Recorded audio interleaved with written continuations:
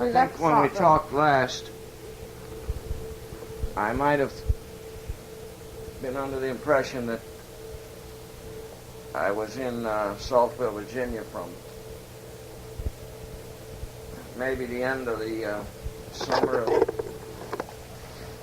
41 when I was employed by the United Mine Workers until the beginning of 42, but I don't think so. I believe they began to move me out of Saltville in the fall of 41 into Knoxville,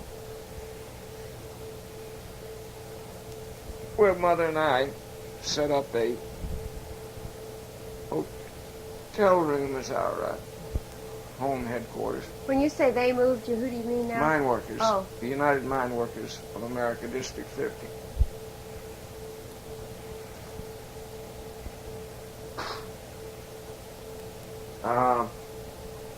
And they assigned me to the Mead, M-E-A-D, paper company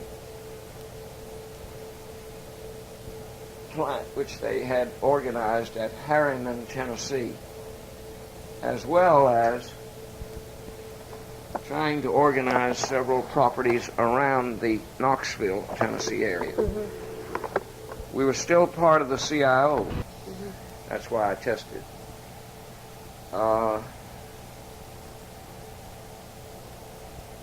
So I sometimes was organizing right around the Knoxville area. One of the most remarkable people we encountered at that point was about 95 years old, was George Ford, a lovely little wife, and he lived under very simple and humble circumstances in a small building near downtown, small little house they'd purchased probably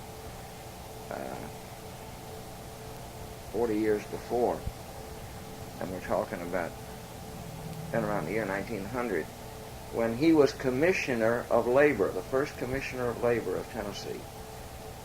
And he was one of the first ones who admitted, or he was one of the Molly Maguires.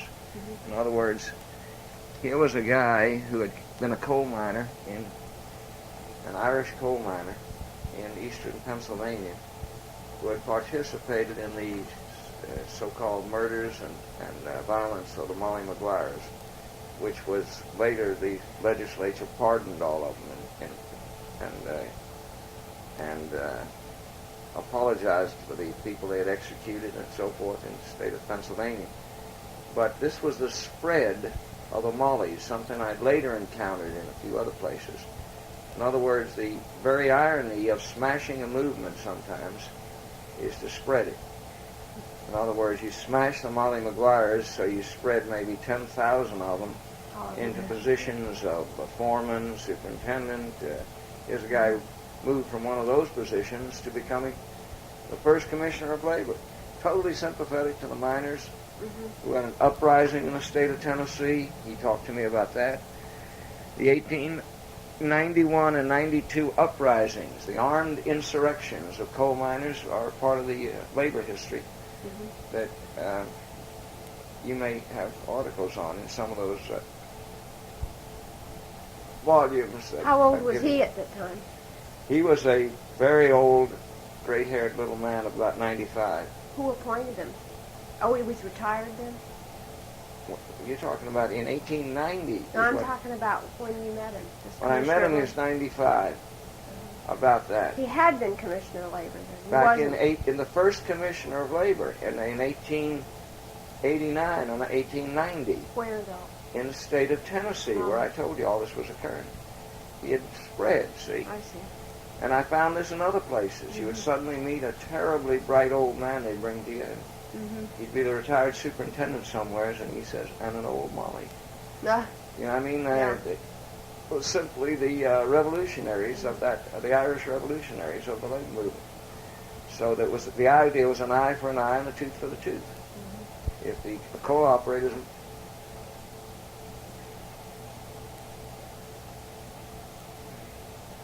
murder our people, then we murder their people, one for one. So they were feared terribly. Now, whether that was true that they had murdered anybody, we don't know. But they were put on trial, Yeah, I remember that. and 10 and 10 of them were hung. I think 20 in all were hung. As a lesson in the smashing of the mollies. And I have a chapter. I think I deal with it in Yeah, that's right. in the Anthracite chapter, comparing it with the slaves in Virginia. Do you mention this Commissioner of Labor in there? No, I don't.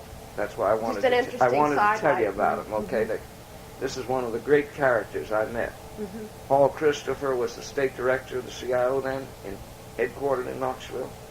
He was way over in Knoxville. Remember, in politics of the state, that means he's ignoring Memphis, the largest city, Nashville, the state capital, Chattanooga, on the Georgia border, and he's picked his headquarters to be in.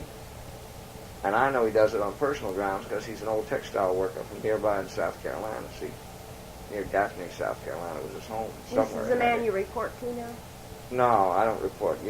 Things are more complex than that. He's the titular head of the CIO. Oh. So he announces the victories, and he announces the... Like a PR. Well, he's more than PR. He's an executive officer of the sort. I don't know what he does exactly. And he and I get along fine, considering that he's basically conservative, that I'm regarded as basically radical and militant, and that we had a terribly cordial relationship. And at that point, it's very easy to see why. But later, it continues, as you're going to see, even though John L. Lewis becomes hostile to the CIO in that period and pulls out of it. Remember... As the war's starting. Yeah, right. It's over the war issues. Yeah. So this is Hates the fall Roosevelt. of 41 before Pearl Harbor that you moved to Knoxville. Yeah, somewhere Before Pearl Harbor. by December, I now believe I'm in a Knoxville hotel. And I'm going to Harriman, a nearby mountain community, Yeah. where I have about 300 members I'm responsible for, bargaining, grievances, etc. So here's my first, and this is now stuck in my mind, that I gained that little experience I told you about. from That's your Buck Fuller. second job for UMW now. We're talking about. Softball was your first. No, but they're the same job. I'm transferred, transferring okay. my geographical location. But you're called, what are you called? I'm a rep. I'm a field representative. Okay. I'm a field representative. That's my title. And I'm an organizer, but I've learned my other functions. I've learned well under Buck Bora, an apprenticeship in how to bargain with a company, how to keep your mouth shut, how to take caucuses, how to meet with your committee, how to teach them not to talk in front of the company. You never show a difference to the company. You know, you have a spokesman, etc. Right. Okay. The company knows that, but your people don't always know it because they've been stirred up by militancy and they've been stirred up by your own agitation and all. And if they're not careful, they don't know to wait until a caucus to say, hey, don't pull that again, or let's make number one issue the following, and set a new priority, whatever. They have to save it for a caucus. Now, in going to Harriman, somewhere, I'm already visiting there and doing things there. And I think there are some papers that Marianne says she's delivered to you over there. You'll see some leaflets. Those are some of the first leaflets I issued. Copying a cartoon of Mickey Mouse out of the funny papers, you know, to give it pictures. You had to be creative. You had to, as an organizer, write your own leaflets, tell your own jokes, obviously.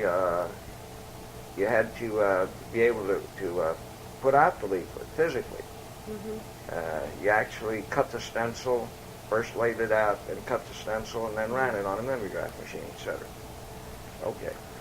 You were your own graphics person. Yeah, right. You had to learn all of that. You had to be your own journalist. You had to do all that stuff. Now, here's where this violence I told you about occurred. Very near Harriman, just over the mountain. But it means you go in another road. Anytime it's a different mountain haul, it's a different road. Let me just ask a question. Rockwood, Tennessee. I told you about that earlier. Yeah. At Rockwood, Tennessee is the worst outbreak after Pearl Harbor of anti-labor violence in the U.S. this mob of masked men seize and capture two CIO organizers somewhere around January, no later than the beginning of February of 42. And the two men are organizing Tennessee Products Company's smelter for the mine, mill, and smelter workers. One of them is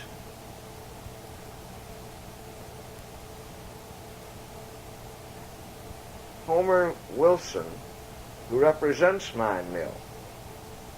The other is Oscar Wiles, is traveling in the car with him and represents the United Mine Workers of America. So that even though John O. Lewis at the top is beginning to stir and muddy the waters against Phil Murray and against the CIO, in the field we're working together. Paul Christopher and I, these two guys are traveling together. They stripped them both naked on a very cold... One is Mine Mill? Yeah, one's Mine Mill. Had it been brought into CIO too? He's simply helping the nearby CIO organizer get his Mine Mill act. I mean, he's helping Mine Mill. Mm-hmm. He's not fighting it as he would be in a few months, see? They would be competitive in a few months because the minute John L. Lewis breaks with somebody, then you got an enemy. Mm-hmm. That's going to cause me to make my move within the next month, see? Mm-hmm. And I'm in the happy situation of being right there in the middle of all this violence. It's terrible violence. It's condemned by newspapers nationwide. The FBI comes in to investigate the violence and everything. But one of them is Mine Mill. Yeah, the other one is the other represents UMW's District 50. But they're thought, Oscar it's thought Wilde. of as CIO, anti-CIO? Oh yeah, there's no question they're CIO organizers. They're all together in the CIO at that point. There's been no Mine Mill is in CIO, kind of. Well, Mine Mill's always been in CIO. Oh, I see. And UMW was the founder of the CIO. Oh, okay. John L. Lewis was the president of the CIO. Oh, yeah. Okay. But he turned it over. He said, I will step down as president if you do not follow me against Franklin Roosevelt. I was trying to figure out why they would... To know that he backed Wendell Willkie against Roosevelt in 1940. Now, the violence, back to the violence. Back in the violence. Now, it means that there's been mobilization. All organizers are called into Knoxville. Well, Paul Christopher brings everybody in. We're all there, maybe 40, 50 people in a room. I told you from this all part. The different. I told you this part before already. Yeah. And then they say, who will volunteer to go in, And Cecil McGee's raises his hand from Mine Mill. I raise my hand from District 50, you see. To do what? What do you want me to do? Go into Rockwood, where there's been... It's about a smelter, and... It's a very important smelter. And they are mountain people. And this violence indicates that you could be wiped out. You could have your whole local. Which the people have been underground. The whole organization has been underground. So they seized these two organizers in the quiet of the night and seized them on their ride back between Rockwood and Knoxville. What'd they do to them? They stripped them naked. They had hot tar waiting, dipped them into hot tar, and covered them with hot tar, no feathers, and turned them loose. And they fortunately both lived. I mean, they staggered all night long and both got pneumonia and almost died, but they were found, they found farmhouses towards morning and were taken. Doesn't that burn your body off? Yeah, but, well, it burns your skin, sure, but that's incidentally, the humiliation, all that stuff's incidental to the danger to their lives of doing this to them. They didn't give a shit whether they lived or died. You see, that was their attitude. Do they know who did it? Did they find who did it, or was it Never just did. some goons? Never did. They think it was some of the sheriff's deputies, some of the law enforcement people. That was the kind of law Roane County, Tennessee, had at that point. I used it, of course, to mobilize my Harriman, Tennessee members as to, are you going to live in a state like this? You're going to live in a place like this without doing something about it? Try to get them to stir up their relatives over in Rockwood, etc. Come with me, a few of them at night, to the meetings there. Yeah. And I used Pete Seeger's music and all of the people Who that went in with you then? Who were the ones? A good old pool player named Cecil Pegues. Mine Mill was thought of as a left-wing union, but it had, in the form of Cecil Pegues and Homer Wilson, very ordinary kinds of guys. They were the ones who raised their hands and said they'd go. No, Homer Wilson had just been beaten. He was one of the 2 victims. But Cecil Pegues was one Cecil, like you. he was a miner. He was a volunteer. And Cecil Pegues was an organizer. He was a miner who had become an organizer, Homer Wilson. Okay. But he was not that bright. A lot of people thought the beating did it to him. My own feeling was he was never that bright before the beating, you know. Yeah. But Cecil was the kind of guy who was just a good loyal organizer. But it meant that any of the innovative stuff, any of the good leaflets were going to be mine, same as at Saltville. I was given a lot of freedom. I'd say that's terribly important in life, is You could be be creative. able to be creative, yeah. And Did you enjoy it? I enjoyed it tremendously. Where did you do your work? In Rockwood or in the hotel in Knoxville? No, you had to do all your work back in the CIO headquarters, where you had a in-house. base. You could use office space. You could use a mimeograph machine. In Knoxville? They had stencil cutters, sure. Paul Cecil, what's his name? Paul Christopher's office was there. The CIO state offices were there. I see. But you were living in the hotel all the time. Yeah. Buddy and I are visiting George Ford and his wife. Buddy and I are going to one of the plants, a button plant. I remember it was one of them, plastic buttons. What was Mother doing? Helping me hand out leaflets in the morning because they were mostly women workers. At the Already organized and you got a contract. You just handle their grievances. Okay. You handle their meetings. You handle their I fish see. fries. You were forging ahead new Yeah, you go get a string band for new their... conquests. You have to. An organizer that's not organizing is dead, okay? True. Okay. You got to keep organized, as Joe Hill's advice. Right. Okay. So it was new Yeah, and plants Rockwood represented that to all of us. Were we going to take this land down, or were we going to try to win this damn election for Mine Mill? They were going to be on the ballot in February. I think it was February. Who selected the targets? Like in Knoxville, how did you select the plant as a target? I don't know. Were you just handed a list? Here's our Oh, target. no, yeah, I was told by my boss, Buck Bora, what to do. I see. Okay. Yeah, we're targeting... He's still your boss, really. Yeah, we're targeting this factory or this plant or this whatever. You hand out leaflets at it. But we Was didn't he- make any progress at those 2 plants in Knoxville. Uh-huh. So I serviced the Harriman local, and he understood I was going to spend all my time from then on, after the violence, at Rockwood. He accepted that fact. So I went full-time into the Rockwood setting. Oh. Every night, not a night failed, No. that they set up a caravan to safely take us in and out of Rockwood, Tennessee. Mm-hmm.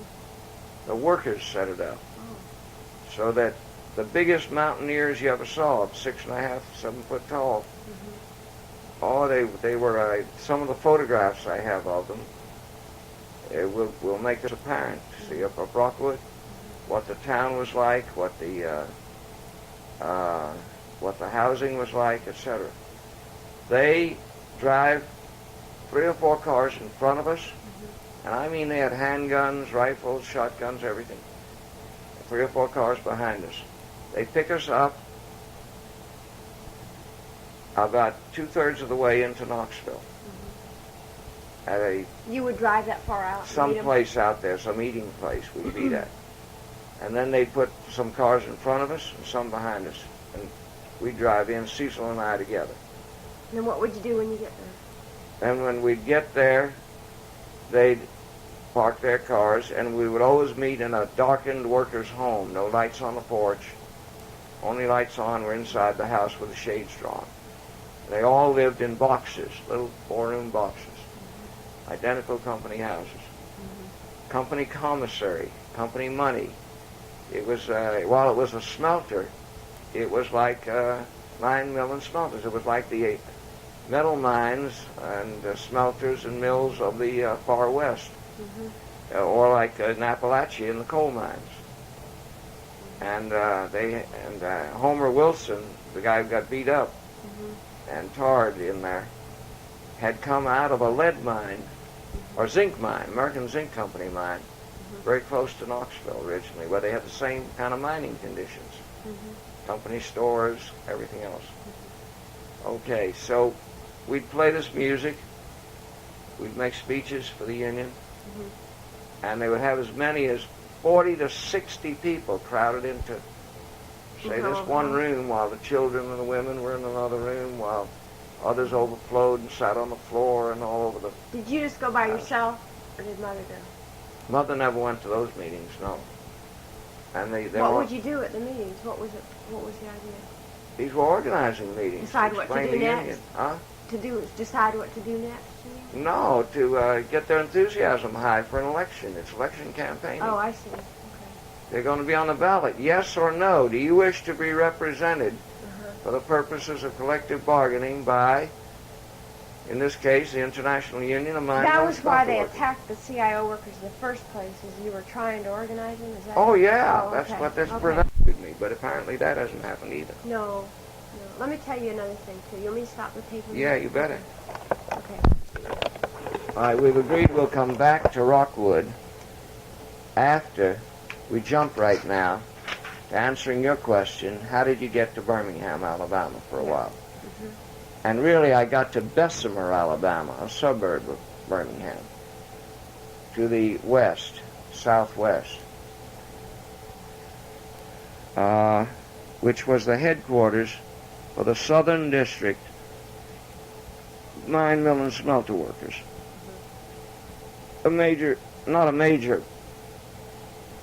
One of the founding CIO unions, a very old union, the old Western Federation of Miners, had been renamed in 1915. So this is not one of the UAWs or the steel workers. This is not a creation of John L. Lewis to meet the new needs. This is a very old Western Miners Union. Now, how did you get there? Well, we'll talk about that, but you first got to know who I joined, okay? So the Mine, Mill, and Smelter Workers are not a typical CIO union at all. They are an old wobbly union. They once had been affiliated with the IWW, the Wobblies. They have a totally different tradition. So there are old Wobblies in it. There are other kinds of people in it, variety of people. Now, how did I get there? As John L. Lewis turned his viciousness on Franklin Roosevelt, your loyalties were torn and ripped. In addition, he was ripping at the war effort. It was important to him to destroy the British, Russian, American alliance so that he became an outstanding isolationist, opposed to the entire foreign policy. The only thing he had was an anti-Japanese slogan, see? And that's what made remarkable what happened to me shortly, namely to get mobbed by a mob calling me a Japanese spy in one of the organizing drives. The fall of 41, let's just do the chronology. The fall of 41, you go to Knoxville. No, I don't know when I went to Knoxville. I told you by December 1 I'm there. By December 1 I apparently am there, yeah. So December 41, what year are we talking about that you end up in Birmingham having... Well, somewhere around after winning the Rockwood election. And the date of it is on the papers in there. You can establish an awful lot of stuff if you'll read those papers. After winning the Rockwood election. Yeah, somewhere in there, Buck Bora assembles most of his southern UMWA staff, the staff of District 50 UMWA, and says that not everybody is present, he says. I've left a few old UMWA loyalists out of this. But a number of you are UMWA and a number of you are new to it. What I am counting on is your loyalty to the CIO. He starts the meeting like that. Is there any question about your loyalty to the CIO? And then he lets us have much more of a feeling of how vicious a fight is going to break out between the UMWA and CIO, and the consequences of it on national policy, on international policy, on everything. It means that Mr. Lewis, whether the miners have a grievance or not, is going to strike the coal mines. It means that Mr. Lewis, whether Franklin Roosevelt is right on an issue or wrong on an issue, is going to try to bring the government down during the middle of the war. He puts it in very patriotic terms, so to speak, okay? And I don't need much leading on this respect. I'm a very disturbed person already. Maybe this is by June or... No, it's much earlier. It could be by March. It could be as early as March. I haven't got a date on it for you. It could be as early as March. It might be as late as April. It might have been in maybe late February. But he assembles us down in Chattanooga and says that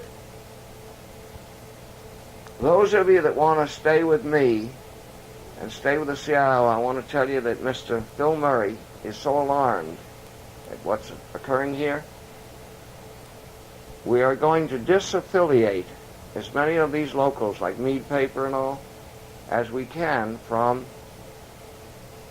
the UMWA and bring them into a new CIO union, United Chemical, Gas, Coke, and Oil, or something. He lists a bunch of unions like that. A new name. And some of you may want to do something else with your lives, okay? But what I'd urge you is to do that. At that point, remember, I've come to know Mine Mill very well. Through Rockwood. I worked the whole campaign and won the election. And that I was mean, a mine mill. most people regard it as an election campaign that I took charge of and won. That was a mine mill fight. A mine mill fight, yeah. And I came to respect Alton Lawrence. I would list him as a speaker when he came in. I knew him for years. He was in Bessemer. He was in up Bessemer. There to talk. He came up from Bessemer to speak. You'll find in a lot of those things that I'm the total organizer. I see. Yeah, okay. And the photograph will show me. I'm the mill. youngest person in the whole room. And the oldest man is the Mr. Lyles of the UMWA, with the two UMWA people. One's a boy of whatever I could have been then, 23. You were still 23. the youngest organizer? Yeah, still in that group. And he's the oldest man, and yet at the same time, I know some of these people. I'm becoming comfortable. Are any with of them. these pictures here? Yeah. You shut the machine off if you're going to look at pictures. Well, okay, but sometimes you get something from the... You'll think of something when you're looking right. through. Here's pictures of Rockwood. That's where I thought I could... You want to leave it on? Okay. Yeah. Well, Sometimes first it take a helps. look at the housing in Rockwood. See? You're taking a look at the state of the housing. Now, remember, this is a victory parade after we win the election. All these pictures of Rockwood? These are Rockwood after we win the election. We're having a Labor Day parade. Here's the housing. Yeah, The pictures are all mixed together. Look at the way the people live. See, they wash pots on the outside, hanging on the wall. And don't look at the pictures of the parade, because these are victory pictures. There's been no victory yet. Here, this is the kind of mountaineer that I would not want to meet on a dark night if he didn't want me. Yeah. Because he'd just as soon kid you as look at you. I mean, they've done it all their lives, okay? Now, that's a sign I clearly painted. I know it. As soon as I look at some of the lettering, there's the company store. You see it? The commissary, big words, Tennessee Products Company Commissary. Oh, yeah. That's the smelter commissary Okay, with this its is own neat. money, its own money and everything. Okay, here's a leaflet, a printed leaflet that I wrote. See, I'm able to write the stuff. There's the Tennessee tags, the shape of them and all. The guys like him are driving around. You wrote that? Well, I wrote the material for it. A print shop did it. But the sign I painted myself.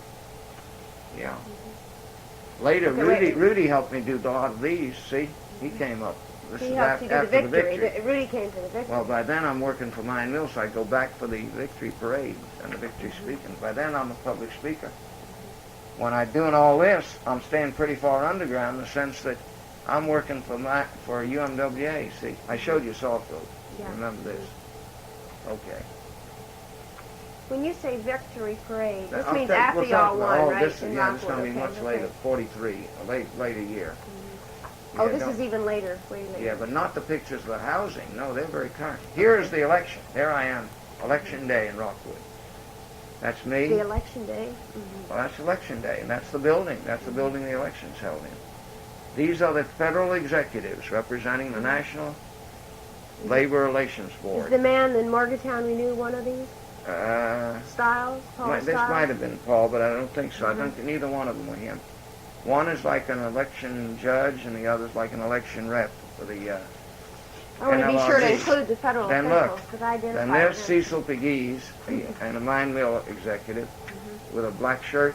Right. And there's the three representatives of the union. See them? Mhm. This one, and this one. Mhm. They're also not guys you want to meet on a dark night. You know, anything go wrong. All the three on the left. These three to the group around me, okay, are workers from the plant that are our observers. This is lunch hour. They close the polls, and they come out, and somebody takes this picture. They're observers, though, really. Election observers for the union. They're on the One is union black, side. one looks black. One is black, yeah, and two are white, right. There's the company store again, but this is the parade. You don't want to mix up parade stuff. Now, here's election day. The polls have closed, and they're counting the ballots. You got hundreds of men laying on the ground around there, waiting for the results, see? Oh, that's really interesting. Yeah. There's the polling place, see? Just a boarded-up old company building, okay? This is Frank Allen, by the way, from Macon, Georgia. We'll get to him later. Yeah, I've seen it. Let's click on it. I'll do this better one day. No, you're doing fine. You're doing fine. Can't do any better than you're doing. Wait. They're not in their real order, are they? No, Is this no. that same sign you painted? This is the man that you Yeah, said was... yeah, that same one. Looks like it is, yeah, here. There's This the looks picture like back at the there's school the for Southern commissary Italy. again, see? Same group of people, look. The tough guys. These are some of the most loyal union people around the company commissary sign. This is election day up here, not down here. This is another thing. It's a I know convention down that. here. Okay, Now, here. Where's that company store you're telling me about? here. You have it in another picture too, I think. Okay, now we're ready to go on. It's called Tennessee Products Corporation. Yes, you wrote all that But down. you told me it was a smelter, didn't you? It is a smelter, sure. But they call themselves Tennessee. Oh, well, that's just the name of the company. Yeah, no, they're a Is vicious. this what it looked like, the plant? No. Just Saltville. No, mixing up Saltville now. It happens they're out of order, all out of order. Okay. Now we finished the photographs. Have you got time on this reel? Yeah. Hasn't consumed very much at all.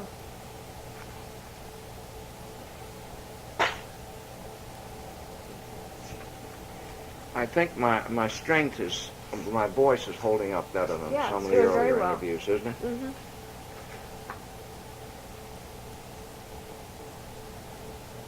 Okay, we're leaving Okay, I'm getting Rockwood the idea behind. why We're going to why Birmingham. you're going to Birmingham, but you didn't Yeah. tell me how you then Well, made the... I decided I didn't Organization. want to be party to. Buck very much wanted me on his staff, but I decided I did not want to be party to an anti-UMWA sort of viciousness that would have to be the grounds for what you were going to have to do. Buck's loyalty, If you stayed with UMWA, no, you're mistaken it completely. CIO, I mean, if you stayed with CIO. If I stayed with CIO and stayed with Buck, Right, okay. it would have meant becoming part of just for ex-UMWA bunch of locals Right. that were going to break with John L. Lewis, and he was going to bring doomsday down on them. And I had enough respect for the man, even though I was ready You to were break with him. disappointed in them, but... Yeah, but I had enough respect. It was part of my nature, you see, like to avoid the worst kind of... I didn't need to be part of a factional, that Yeah, much you've always factional. been that way. Whereas, well, I think there's a positiveness to the outlook of it, Right. which is that I would be a positive figure. I would go organize, and Alton invited me to join the staff in Birmingham, Alabama. He said, in fact, if you want to write your own ticket, you can do it. You can spend half your time on education. I said, well, I think that's the biggest problem with the workers. You organize locals like this, and you wonder why, after 2 or 3 years, they're so conservative. Why have they turned into just a bunch of people interested in wages, hours, and working conditions? They don't have a broader outlook. It's because we don't teach them anything. We got labor history to teach them. We got economics to teach them. We got so many things to teach them, you know.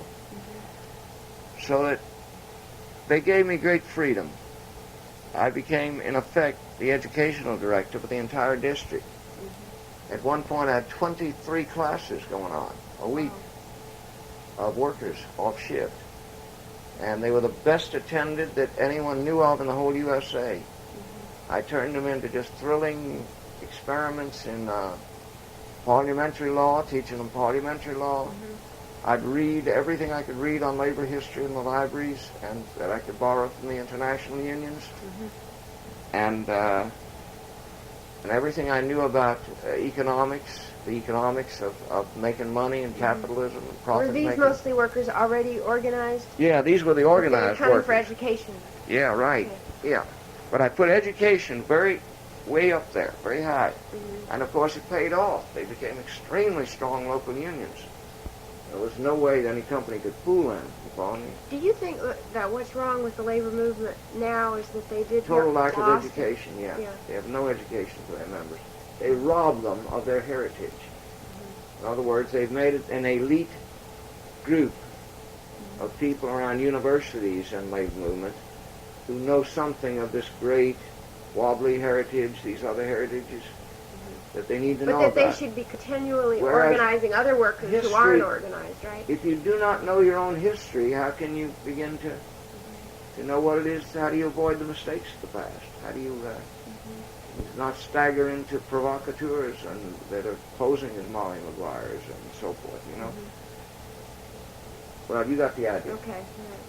Now, okay, so you're in Bessemer doing this educational thing, and something of great moment. I'm organizing. I'm always Yeah. organizing. And I'm going underground a great deal. Because by 1942, Franklin Roosevelt is president, and a number of national movements developed that you would not have an opportunity of knowing unless you read a good... Well, he's been president. What do you mean he's president? During wartime president. Oh, okay. He's a wartime president now. And you've got to study his wartime years. There are good books. The Schlesinger History is one of the best of those 4 volumes, you know, Yeah.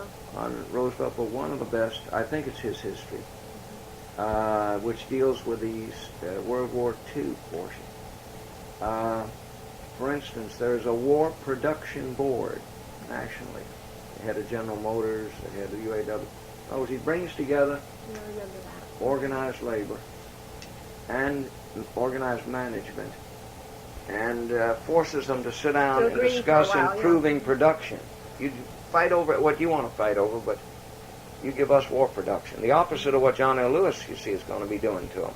They're trying to take a positive outlook. Right. Which means submerge your grievances if you can. Now, to some people, this means that the labor movement sold out during World War II. But to many of us who participated in it very actively in the AFL or the Seattle side of it, it was where the labor movement was at the time. But this meant that management would have to enable, like I was assigned to several of the mines, and I would go underground as much as 2 shifts a week in the iron mines at Bessemer, Alabama. It meant you learned a lot about the production process, in the process of which you came to sympathize more with what the problems, say, of a foreman were. Even though up you to were then... officially on a board? Oh, yeah, very officially. You were down there officially, walking around What with was your particular function, and what board were you on? Or what? War Production Board. You were assigned for your This was union simply a time? breakdown. Then there was Alabama's division of the War Production Board. Then there was the Tennessee Coal and Iron Company. That's the U.S. Steel subsidiary I was at.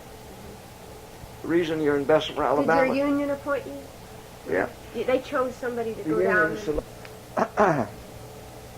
The War Production Board, we're starting with that. Yeah. First, let's understand why anything is in Bessemer, Alabama, or Birmingham, Alabama. It's the only place in the U.S., perhaps in the world, where all 3 necessary ingredients of steel and iron are together. Everywhere else, you have to import them. The Iron Range of Minnesota has the most productive iron ore in the USA. It has nothing else, no coal and no limestone, so you have to ship it from there across the Great Lakes to Pittsburgh. Right. You have to bring up your coal from West Virginia, from Kentucky, from Tennessee, and bring it into the Ohio and Valley and all that area, okay, to make steel.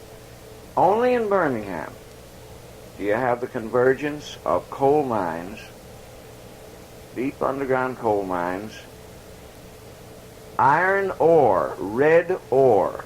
It's called the Red Mountain is the name of the mountain there. Red Mountain, but that's short for Red Ore Mountain. And it breaks out at the surface too. Not red clay, not clay like Carolina clay. Mm-hmm. It's ore. It's actually coarse like sandy. And limestone is in excellent quantities for quarrying. And you need all those three ingredients, all of which are bulk ingredients to ship anywhere. So that's where you bring your smelters. And then from a smelter, you smelt it into iron, you refine it and put it through the steel mills and turn it into steel which can be rolled and, you know, and so forth. Am I just thinking I'm remembering a place called Red Bay, Alabama? I don't know anything about it. I'm sorry. By itself, it means nothing to me. It might be where they have one of these mountains of iron that you're talking about? No, Red Mountain is right at Birmingham. Oh, okay. But that's what we're doing there, okay? So I'm going to underground. No one's inviting me to their coal mines. No one's inviting me to their steel mills. Mm-hmm. What they're doing is using you, in a sense, as they're using management, who's reluctant, too, to be there. Mm-hmm. They're giving the union a very official status after having fought it for years, you know? They're all forced there by a whole proliferation of bureaucrats, government bureaucrats. So all these people that don't really like each other are getting to know each other? Yeah, they're getting to know each other and so forth, okay? Mm-hmm. And from Franklin Roosevelt's point of view, it brings about national unity. It dulls the anti-Roosevelt spirit amongst management. But for you, it's an interesting experience. It's a very important experience. It gives you enormous prestige in organizing some of the newer locals you're organizing, because you speak casually about, you know, if we get this established here, I'm sure then we'll ask the War Production Board to establish committees on which many of you will serve. Because our rank and file's serving on committees too. It makes you feel patriotic. Yeah, I'm just the rep. Mm-hmm. But another committee might be going to the cleaning plant. Another one might be going to, a washing plant and so forth, where the ore is, handled and so forth, a crushing mill and so forth. So that the sense of patriotism of back in the war and all is very strong. Let me get to the biggest education for me of what this represented. What Birmingham represented is my first contact with the breadth, the depth, and the significance of blacks in America. Never before in my life had I encountered such statesmen. Never before in my life was I so moved that whatever I'd learned up to then, what I encountered was they were my students. But the breadth and the depth of them was beyond belief in terms of who they were. This is primarily black people. Yeah, I'm speaking now of the blacks who were there, because they were the vast majority who attended the classes. They were the majority in the locals. But if they were 60-40 in the locals, they might be 80-20 in the classes. Their loyalty to the Union was beyond belief. Their willingness to die for the Union was beyond belief. How did you account for that? Well, there were several reasons. One was they represented, in an absolute sense, since slavery times and ever since, the people.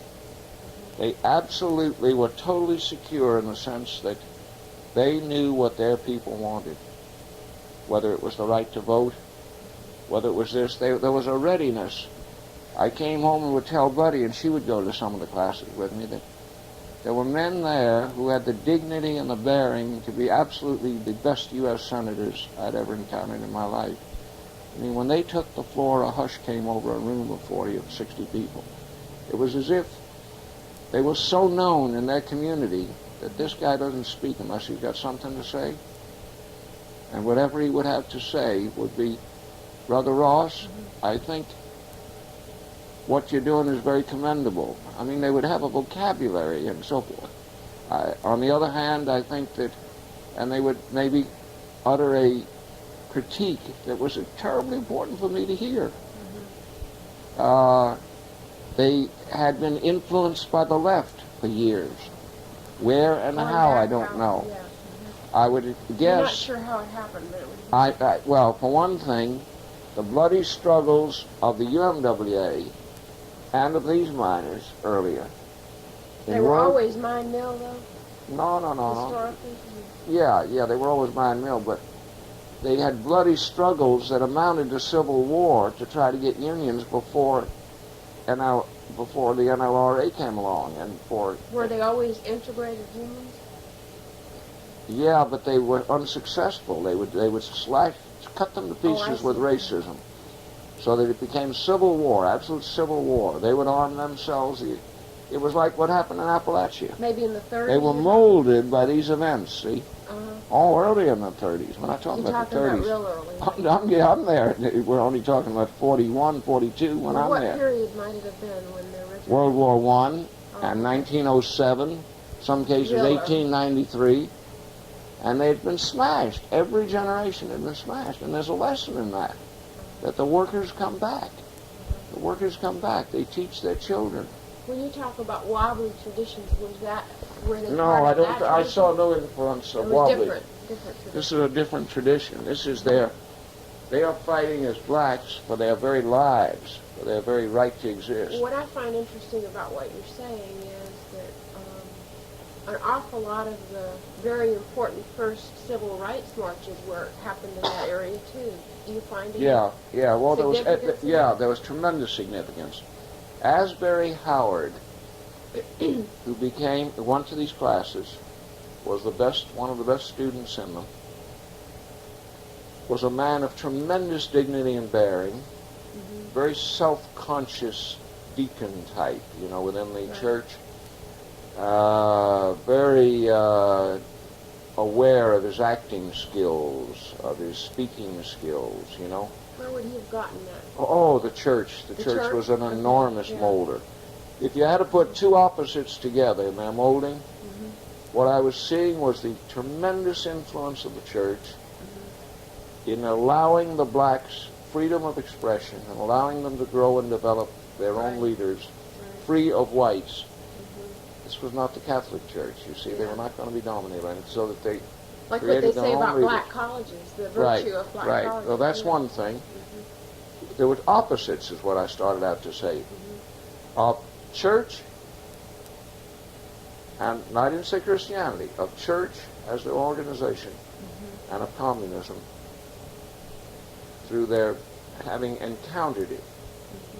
Now, whether it took the early form of just bloody reaction, armed revolt against arms used against them and all, by the time I had gotten there, many of them reflected, not all of them at all by any means, many of them, most skilled of the middle-aged ones, reflected having been through, say, Camp Hill, if you've read about it in that book, All God's Dangers. They had come up from that area, where the communists had organized. It was like Gastonia, I told you, represented to the Southern textile workers. Yeah. In other cases, the communists had kept organizers around the Birmingham area. Yeah. It was the base area of heavy industry in the South. So that they had encountered communists. I did not encounter any particular individual who had learned to read and write in the communist movement, as I later did with a steel worker named Hosea Hudson. There were others that had that experience, as Willie Helms and others as white textile workers had, see. But while I didn't encounter that particular experience, there was no question the left had left its stamp on them. So that many of them, now that was not as true of Asbury Howard as it was of some of their more statesman-like guys who never rose that high in the Union. He, after all, became an international vice president, the first bloc ever elected to that high an office in a majority white union. Now, you had the sleeping car porters, and you had examples of leadership, but Right. you were not dealing with that here. You were dealing with a very large white majority union that elected a black vice president. The first So it one. didn't surprise you that a generation later that, say, Rosa Parks and No, Martin no, Luther no, King no. I was come out of that area, seeing. I agree with you. I was seeing. It left an indelible stamp on me, an unforgettable one. It's like I can preach it to anybody, I can tell it to anybody, but you're conveying the effect of it. Well, it's for sure, even though Martin Luther King was from Atlanta, that he couldn't have found a following except maybe in an area where there was a tradition of taking a stand, Absolutely, right? Of courage and of giving their lives to Yeah. the movement. Absolute giving of their lives. No city sophistication or anything, just a willingness to die in this sharecroppers union right Yeah. here and now. I don't know care. if he could have done that in Atlanta. No, that Oh, took, you that wonder took maybe sometimes, Montgomery. Well, it's interesting. It could have that happened the right Peacock- at Birmingham, and it could have happened at, and so forth. You know. It happened to happen in Yeah, but Montgomery. I wanted to get that point across, what this place represented. Now let's deal with your mother for a minute, what Buddy represented in all of this. First, she comes down there, and you're a very important event in our lives. You got to realize you're going to be born this very year. Oh, yeah. So in effect, she's pregnant as she arrives, right? And we do get a better home finally. Say in summer you come down, or spring, or summer, spring. Yeah, but now we're going to be run out of there. There's going to be such a violent upheaval that you're going to be born in Tennessee, and we're going to have to return there. Oh, but I mean, you came down to Bessemer in Yeah, summer. we lived in an apartment, but it's broken into and ransacked. There's such violence against me personally as the key figure. See, the companies soon learn, leave aside all this BS about War Production Board and all, that there's something going on in Mine Mill's very large district down there that is a revolutionary upheaval. I mean, if you take these people and arm them, I'm speaking now the way they view the blacks, the way the upper class views the blacks, especially the political endangered species of the establishment, led by a judge. I became the absolute enemy of everything What they was stood it you for. were doing that made you... Well, I would say there were between 350 and 600 people attending classes. The education part's what was Oh, most that striking. yeah, there's no question. What it had was a revolutionary impact right through the locals. So the type of grievances changed. I mean, after studying the union contract, it became a vehicle for study. And they would say, then this means that the man with the most seniority can bid on any job. Well, now, wait a minute. The only question now is, when are they willing to die for that right? Because blacks have for 100 years in You those mean they've mines, never read the contract? they had read it. When now they're getting the sense of the whole thing, the parliamentary situation, the contract situation, the paralysis of a union. If it's faced with that grievance, I would say I don't know what it will do with that kind of grievance. Nobody has ever filed that kind of grievance. Well, what was the grievance? What? Blacks had for almost 100 years ridden on the railroads underground in the mines. But they're railroads, nevertheless, with engines, and they're pulling cars. Coal mines in Appalachia, anywhere. The motorman, that's the engineer, is a white man, always. Okay? And the guy at the tail end goes by many different names in different areas of the country.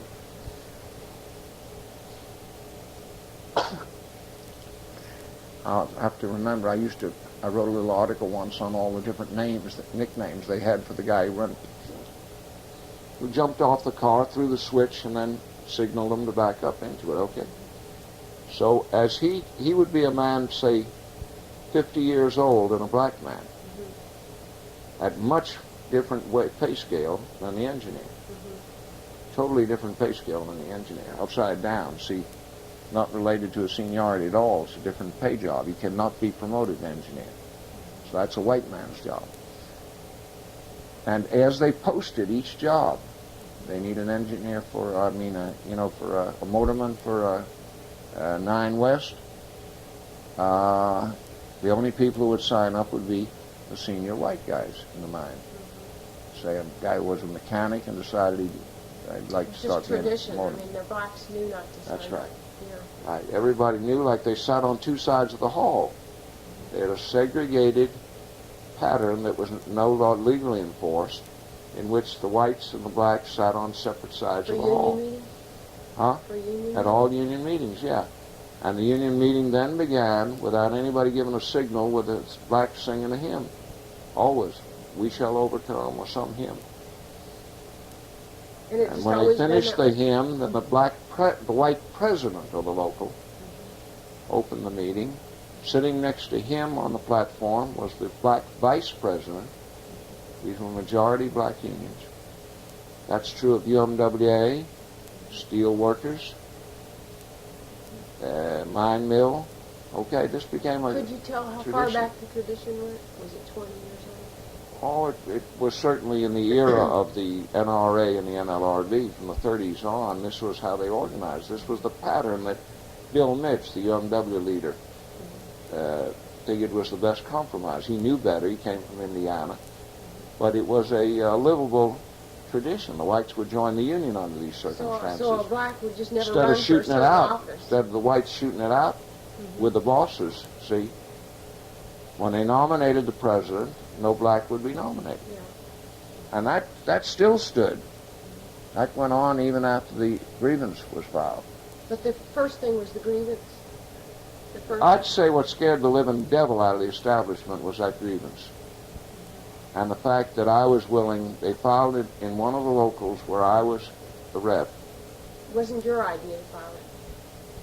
Well, it certainly was in the back of my head, but Did somebody come forward wanting the job? Is that how it happened? A black man signed up, probably out of one of the classes, you know. He was putting in action some of the stuff. Yeah, right. They're putting in action the history I'm teaching.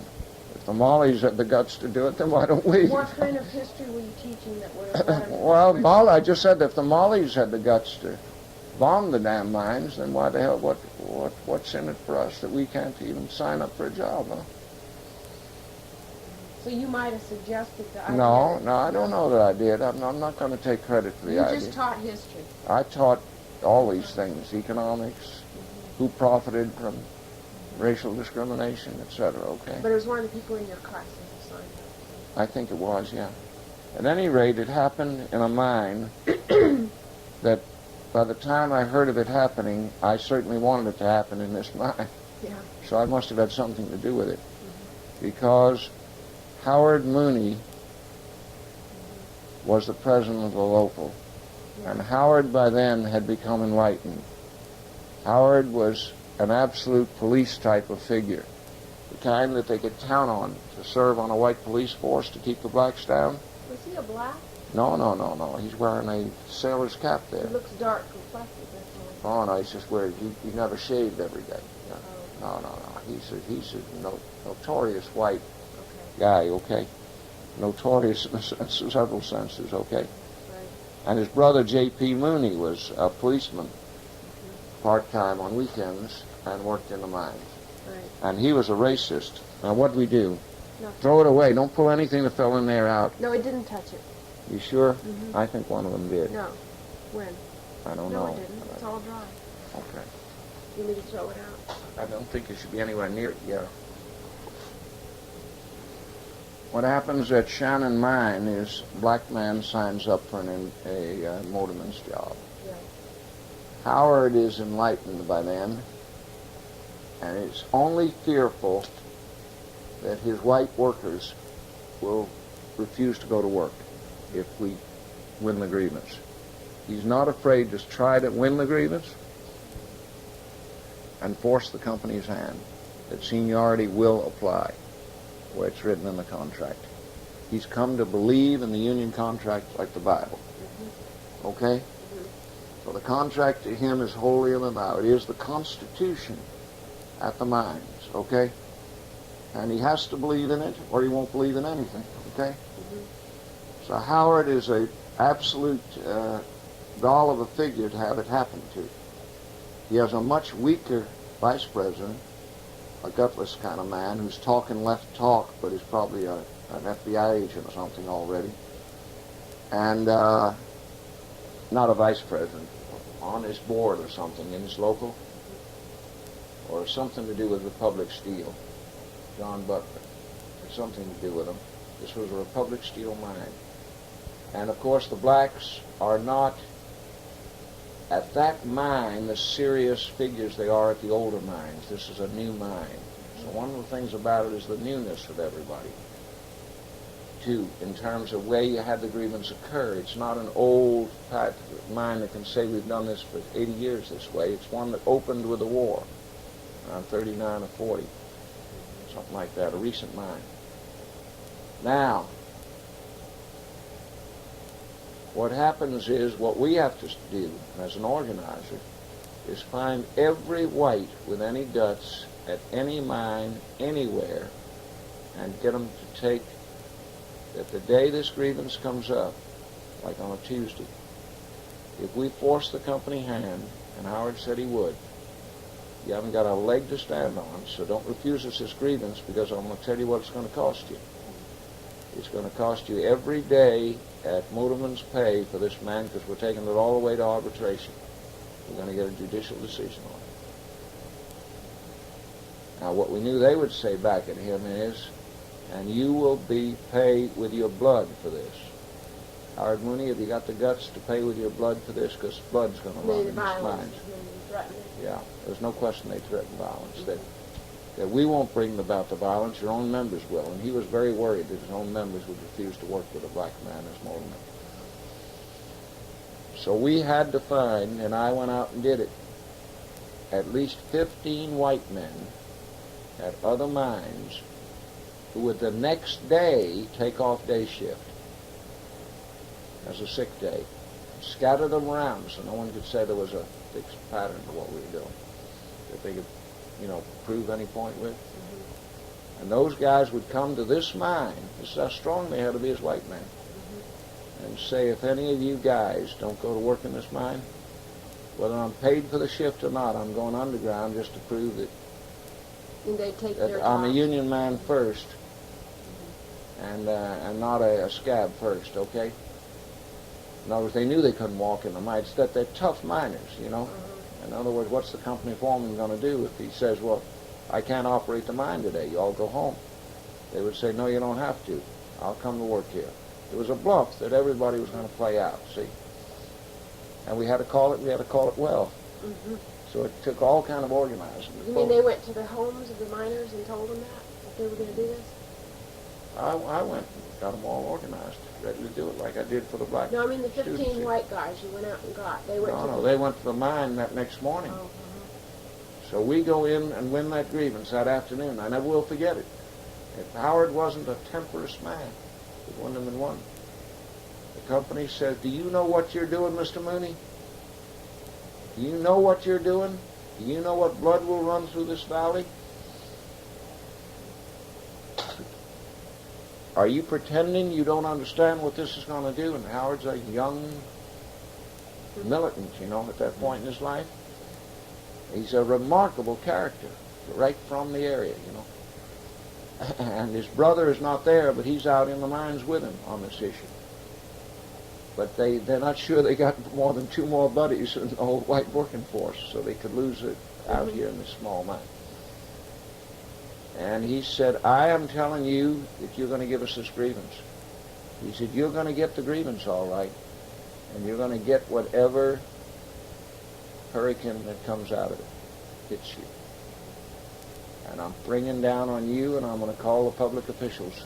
He called the judge, he called everyone he could think of, you can see how the finger pointed at me. I'm sitting there as the rep, not only as the teacher, but as the activist on the case. I am speaking for the International Union. Mr. Ross, are you saying the International Union doesn't care whether you smash every local in this valley? I think your members will quit you whole-sale over this issue. I said, I don't think they will. The company talking to you. Yeah, right. So with both calling his bluff, he's a local and an international not able to be played off against each other. In any other place, if I hadn't solidified and educated first, you could never have done this, see? You had educated the white workers. Oh, yeah, they were the key people in this event. The blacks knew it. They knew to be very low. When you got a white spokesman, you don't have to talk loud, right? I mean, Asbury Howard knew to keep his whole local mobilized, strong, calling his president Mr. Williams, you know, and everything. I mean, being very careful that there were no other militancy outbreaks anywhere. The blacks didn't have to be told this. They understood it. This was where the outburst was going to take place at Shannon. And it did, and we won that grievance. But, of course, I had to move out.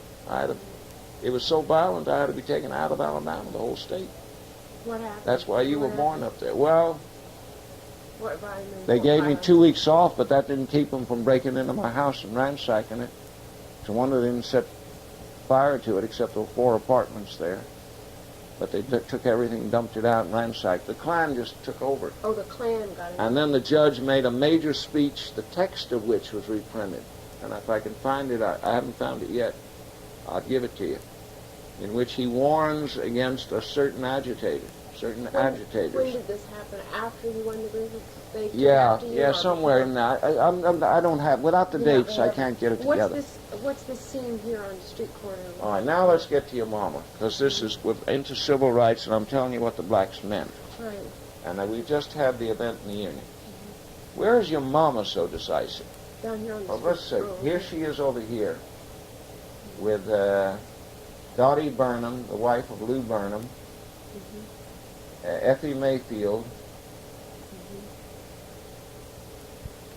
who's the wife of Henry Mayfield, a UMW miner, and Lou Burnham is an executive of the Southern Negro Youth Congress, a beautiful human being. And who are the 3 white women?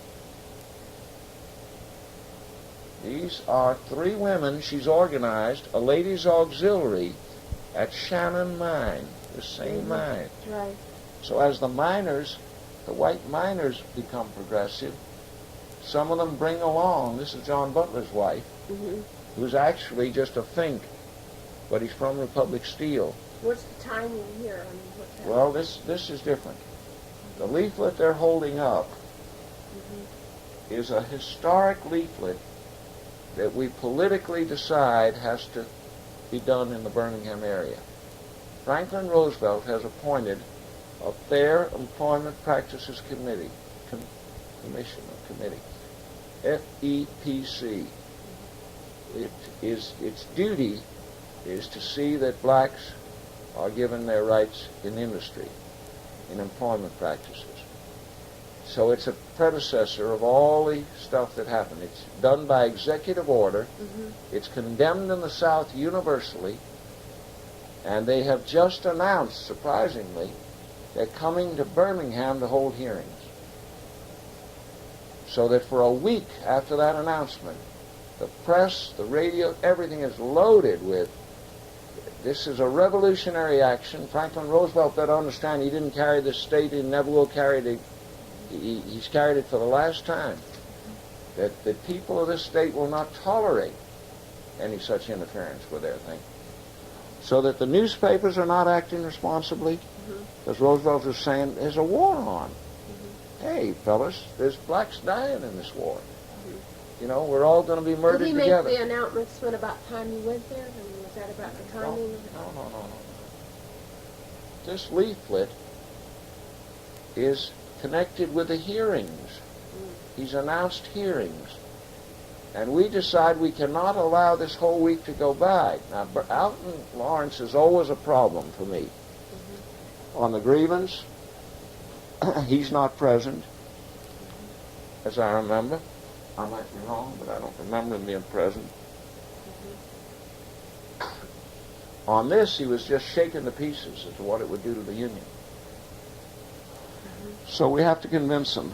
You know, Howard, myself, you know, several people that we can call together. And especially we'd get Asbury Howard and respected black leaders with a mass base, that's immovable people. They're the head of the Voters League, you know, they have civic credentials. And then he did all right. You know, he's steady. But his wife was the biggest. Ida was just a horrendous bore and a horrendous idiot all the way through the thing. What was he high up in the mine? He was above me, yeah. He always was above me, yeah. I never was a big shot. You got to understand. I never held a district office. I was a field man. I was always out with the rank and file. I was going underground. I was with the people. I was always out. I never enjoyed an office job or a headquarters job. I never had one either. So they didn't enjoy me and I didn't enjoy them because I would want action more. At any rate, yeah, he was in a position to stop us, but we knew how to pull his teeth, you see, so he couldn't. Then, what we drafted was a leaflet that said, "The people of Birmingham," small letters, "welcome," in big capital letters, "the FEPC to Birmingham, Alabama." That was the headline. And then the leaflet pointed out, "Submarines are approaching Mobile Bay. They're off the Atlantic coast." I remember it was very dramatic stuff. You follow me? This is after Pearl Harbor. Let me see if I can see the leaflet in this picture. I think they're holding they're it just up. holding it. But you'd need a machine reader, a magnifying glass to get it. And I'd like to find it for you. I must have kept think you have it? somewhere. Yeah, it's a historic leaflet. I don't remember in the order. There's another historic leaflet. By the time they came, this auxiliary was already formed. Oh, yeah, the auxiliary mom had already organized. Nothing It's a social. to do with this motorman. It's a social organization. No. Okay. And it helps to steady the locals. See, everywhere we form, the blacks have had, remember, the auxiliaries are going to be segregated. That's a white women's auxiliary coming from the Shattered Mine. The women will not meet in an unsegregated way, so Buddy forms white and black ladies' auxiliaries. In addition to the existing auxiliaries? No, that's the only one there is. The only auxiliary you can't organize has to be segregated. I had no problem with this. The blacks had no problem with it. I mean, the white liberals might have a problem. Are you saying they sat on one side? No, none of these people work in the mines. Wipe them out. Oh. These are miners' wives there. These are miners' wives? She's brought out 3 white miners' wives from to work with these others. To work with community activists. Yeah, this is a UMW coal miner's wife. I didn't realize that. Mayfield is the coal miner's wife.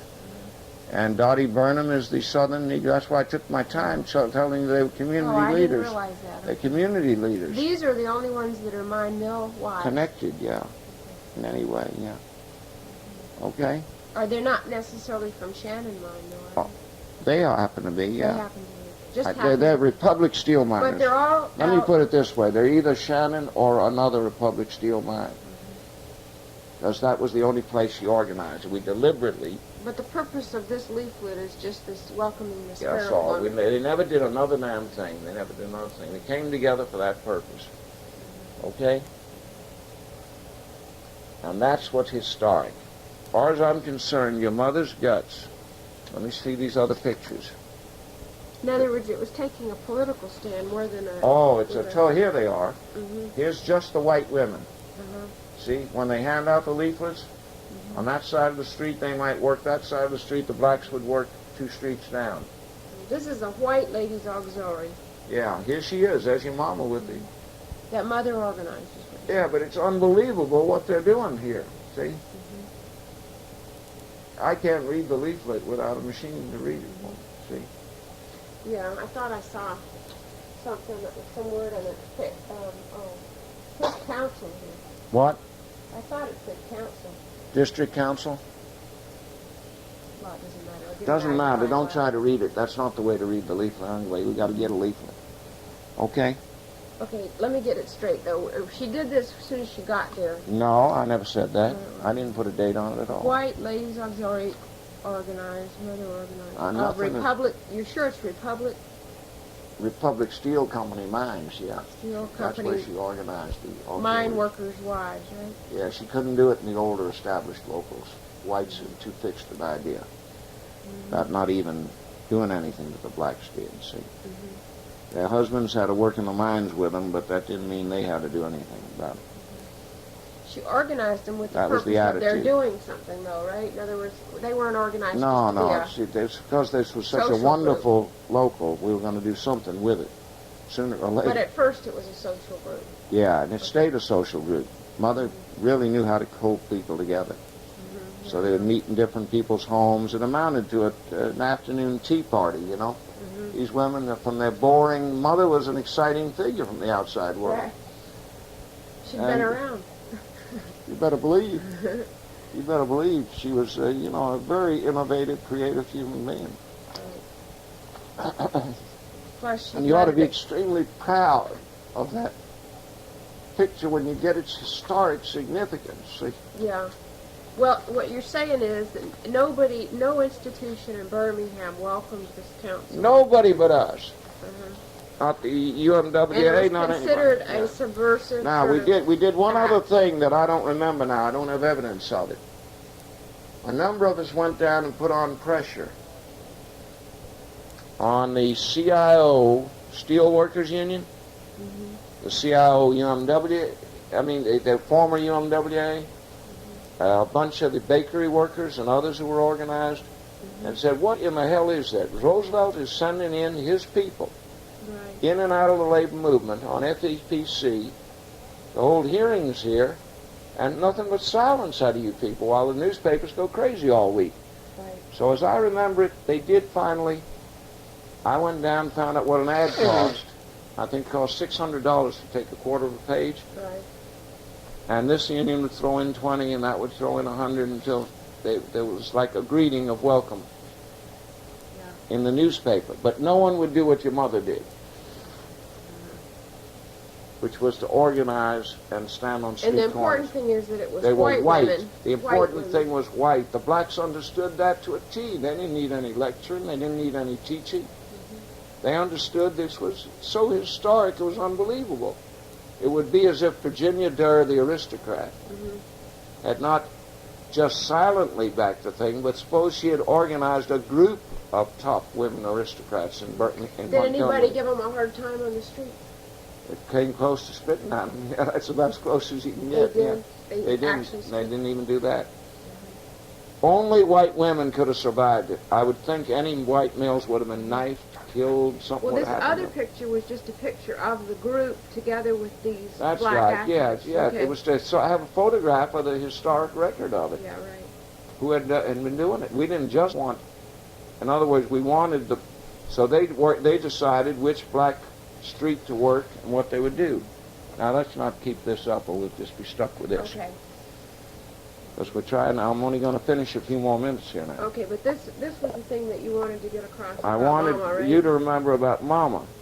Now, there was one other thing we did historically, which was that the Democratic Party of Alabama, after he did this, denounced the Roosevelt administration, announced they would never again vote as Democrats. Wait, where are you going with your life? They announced they would never again vote as Democrats.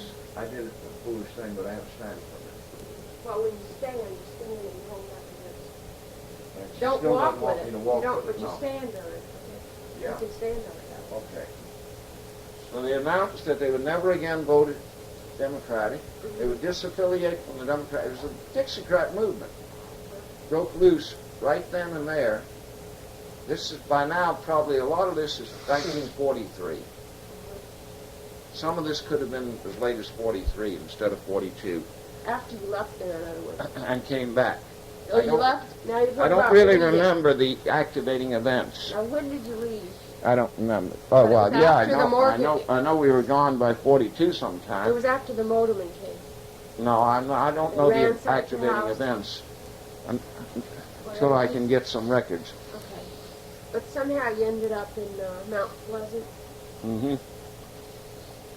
As Mama said, Mount Misery, Tennessee, Mount Pleasant. which is just outside of Columbia, Tennessee, which is the only place in the world that ever had Mule Day. One day a week was mules. All the mules in the world were sold and bought there. It was the mule center of the world. That's what the only thing it was famous for. This is my humble origins, right? Yeah, We're right. talking about humble Where origins you now. and your namesake, your grandmother, came to be with you for every moment of it, from the hospital on. Is that right? Yeah, she stayed right in that attic. We lived in an attic. You know how you on the second floor of an attic put in windows? So these windows were straight into the building, cutting into the rooms, and that's what we lived in. One very large attic. All of us lived in it, cooked in it, ate in it, lived in it in Mount Pleasant, Tennessee. You wouldn't know if you came there 2 or 3 months before I was born, or right just before I was born, to the attic. I think we probably moved there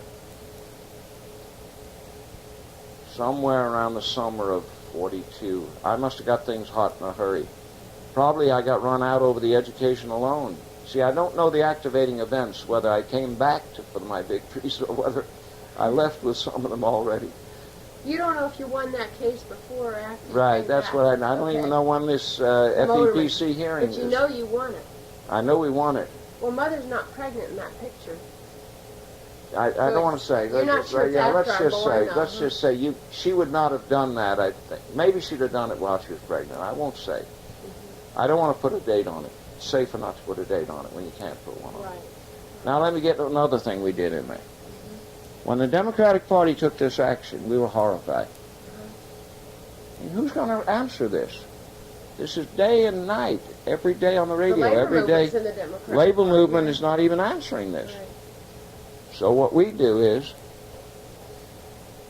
we have what we call the Red Ore Council. Nothing to do with red as communist. Has to do with red iron ore. Yeah, I See? get it. All right, the Red Ore Council is like 30 local unions of mine mill. Uh-huh. It's a remarkable organization as they become educated, as they attend classes, because they push the leaders up and up. They push them into new heights of activity and questioning. The rank and file are doing all this instead of the organizers doing it. See, it's coming from below. I learned then what it is to turn a rank and file loose. Okay. The Red Ore Council decides they have just slapped them the hardest way they can. They've disaffiliated. They will raise no money for the Democratic Party for the 44 election.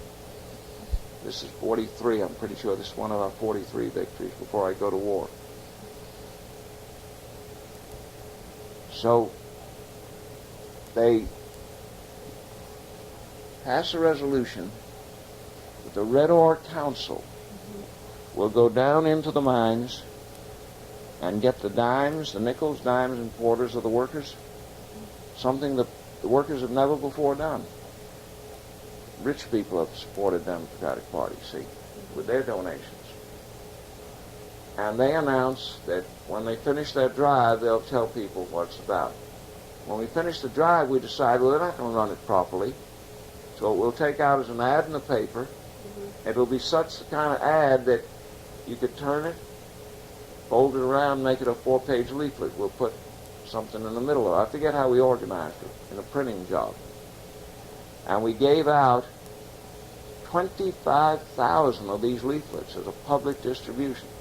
Red Ore Council supports Democratic Party, mails check for $820 or something, to Washington, D.C.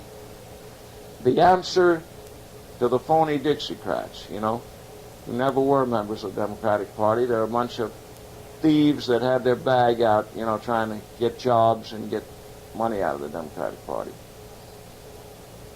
It absolutely turns around Luther Patrick, the congressman from the district. It has an enormous effect on everybody. I mean, it means that instead of this silence that we go to now we can go to the labor leaders and demand that they do something. You know how they did it, like contributing right out of their treasuries. You see, I mean, they're such. They were afraid to do anything before you did this? Well, it would mobilize their people. What will our white members think of us if we're taking a position on a race issue? They always have to think that way. What will our white members think of us if we take a race issue? The same with the and they never viewed it as a trade union issue. They never viewed it the way they should have. They were gutless. Well, it was the same as Eli encountered this whole thing again at Roanoke Rapids and Textile. 30 years later. He didn't know what in the hell he was encountering. 30-some years later, he encountered the whole thing all over again. What will the white workers think of us if we meet in a black church, if we do this or do that? Well, they won't think anything of you. They'll think less of you as a man if you don't act like a man. If you act like a man, they might respect you, you know. It's a lesson Is I that where learned. Norma Ray was important to turning it around, sort of? I mean, she showed Oh, up. yeah. She was, when he got her, he got a that. golden apple. Yeah, he got a Yeah. golden apple. She helped turn the white workers. Yeah, and again, he couldn't worry about what will they think that she whores around if she does this or that. She was the best union worker he had, and he had to stand with her against the International, against anyone. That's why the play has that twist to it. Movie. The movie. Okay. Let's get back on this now, and let me see what other events were important in Birmingham. So there were those two big events, the FEPC leaflet, which your mother was the leader of. Without her leading that effort, we could never have pulled it off. There was no way to do public distribution of a leaflet like that. Well, okay, what effect did it have on the hearings themselves? Did it facilitate? I'm sorry to say, anything they're like- not clear in my mind whether I got transferred out or whether I had a grievance hearing the next day. Somebody else like Alton went to the hearings. Public stuff I was not used for. I was the organizer It behind was the mainly a scenes. political statement, though. It was Yeah, you'll more see in about- the stuff, if you'll only read the stuff you have on Rockwood, that you'd think I was dead. You wouldn't think I was there. Because all that's going to speak is going to be Cecil Begues, Alton Lawrence, Paul Christopher. None of them did the work. Right. None of them got the people out to the meeting. If there were 500 people there, You were always the one behind the scenes. I was the making it one who happen. organized, yeah. An organizer is the person who organizes. He doesn't need the glory. Right. He doesn't need his name in the papers. What he needs is did the people meet? Right. Did enough of them meet? Could you change history? Could you change events? Could you Did change the white them? ones come out? That's right. Did the white ones come That was out? the important thing. For the blacks, that's the only thing that matters. Is the bottom line there? Did you bring us the whites? If you didn't bring us the whites, don't tell me what a good agitator you are. We got better agitators than you now. It's like The community wasn't ready for the white civil college rights issue. students, They were- a generation later, were still making that mistake, thinking they could lead the blacks. They had to back off. Doesn't work that way. All they could do is bring the whites out. That's right. That's their job.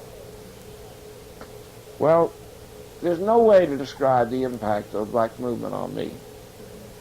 And all I'm trying to impress you with is But that was the beginnings of your absolute respect, I guess, and it was understanding. beyond belief. From then on, it was the motivating, it underlay everything. I never failed to see any issue except in black and white terms if they existed.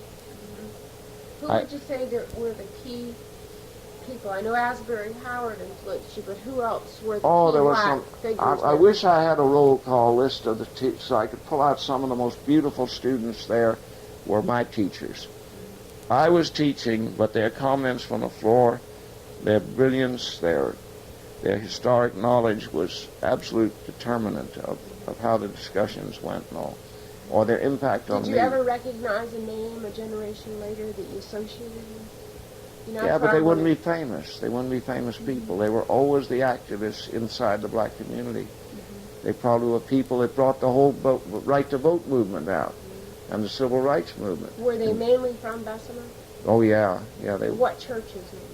Oh, no, not. It never mattered. It never mattered what church. You've got to understand that.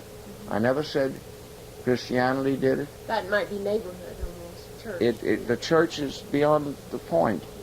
It's whatever allowed them to function organizationally. The church allowed them to function organizationally. But it was probably their history, right? Whether it's the history Well, of the community. they were so skilled, and their background was so good that they were ready for the moment when history needed them to step forward, and they knew how to do it. You want to rest a minute? It's finished, so when we rest, Oh, it we're is? done. Yeah, Well, it's already No jumping. point.